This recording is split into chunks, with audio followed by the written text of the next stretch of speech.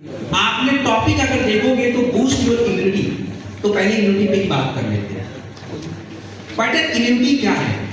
Immunity का मतलब ये समझिए कि आपके शरीर का बीमारियों से बचने की जो पावर होती है उसको इम्यूनिटी बोला जाता है। और इम्यूनिटी को सही रखने के लिए आपके शरीर में अलग अलग सिस्टम होते हैं जिसको हम इम्यून सिस्टम बोलते हैं, जैसे सांसों का सिस्टम, त्वचा का सिस्टम, पाचन क्रिया का सिस्टम। तो जब ये सिस्टम आपस में सिल मिल के काम करेंगे तो क्या होता है? शरीर भी अच्छा रहता है, इम्यूनिटी अच्छी है। तो इम्यूनिटी के बढ़ाने का प्रोडक्ट है इम्यूनोडॉग प्लस। इम्यूनोडॉग प्लस जो है आप 15 से 20 ml खाने के बाद लेते हैं और शुगर वाली जगहों पे प्रयोग नहीं करते। इम्यूनोडॉग प्लस का शुगर में प्रयोग नहीं होता है। हमारे पास दूसरा भी इम्यूनिटी का प्रोडक्ट है जिसका नाम है प्रास्टॉक अवले। प्रास्टॉक अवले, प्रास्टॉक अवले जो होता है ये भी इम्यूनिटी पे काम करता है। और जो मैंने तरीका बताया था इम्यूनिटी को ठीक करने का, वही तरीका वो भी फॉलो करता है। तो प्रास्टॉक अवले और इम्यूनोडॉग रस दोनों ही शुगर में काम नहीं आएंगे, शुगर में यूज नहीं करना होता है। बाकी आपको जहां यूज करना है कर लीजिए। प्रास्टॉक अवले जो है खाने से 1 घंटा पहले लिया जाता है और इम्यूनोडॉग रस खाने के बाद लिया जाता है।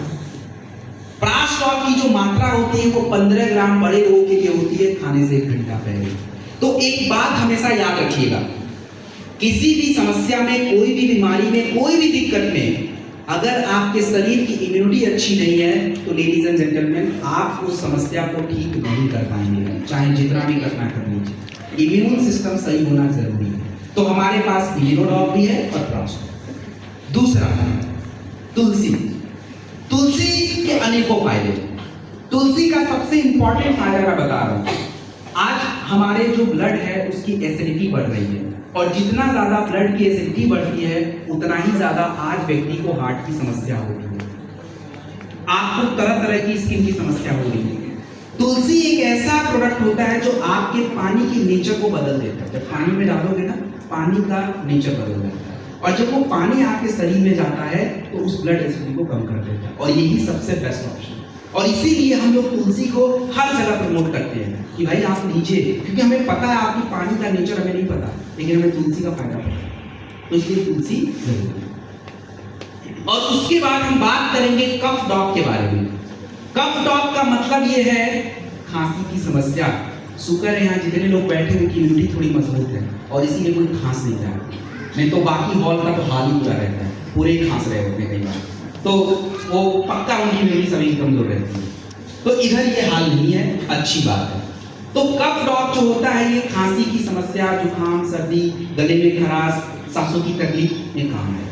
कफ डॉग जो है ये बच्चों को हम 5 ml 3 बार दे देंगे और बड़े लोगों को हम क्या करेंगे 10 से 15 ml दिन में 2 बार देंगे, 2 से 3 बार। अब कुछ समस्या पे बात कर लेते हैं, एस्थमा के बारे में।